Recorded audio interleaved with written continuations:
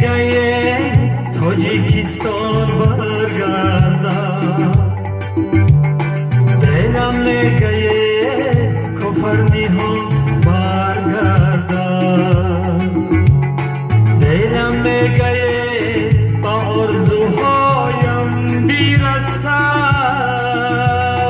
دلم میگه با زادگاه برگردم.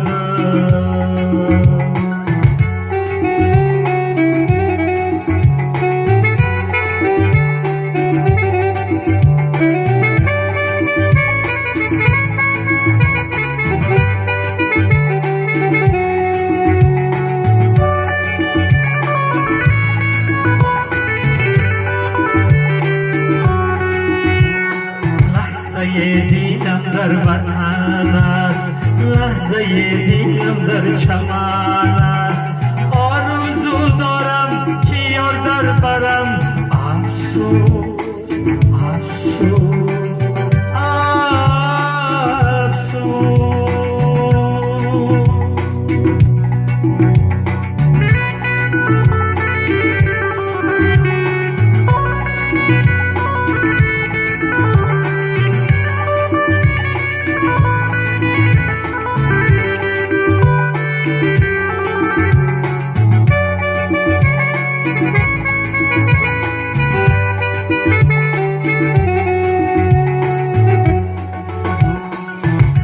نصفی عمرم در بدر میگذرد،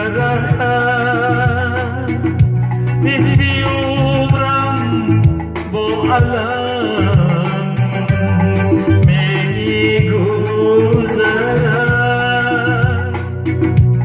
ای خدا این درد من است، ای خدا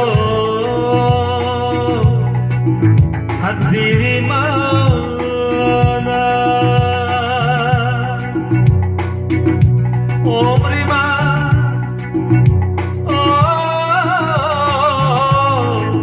عمر من با کشمکش میگذرد.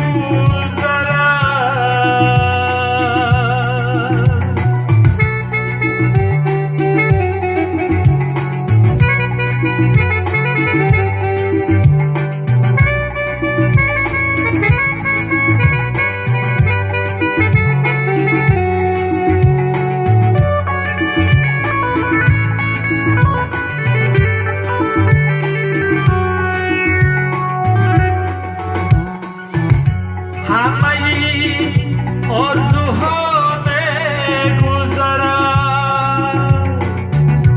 ای خدا این چی درد است، ای خدا ای خدا این چی روز است، ای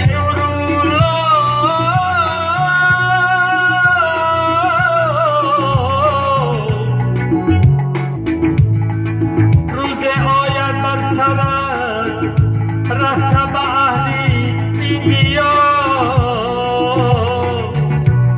سرودی آهی دلم میخواند،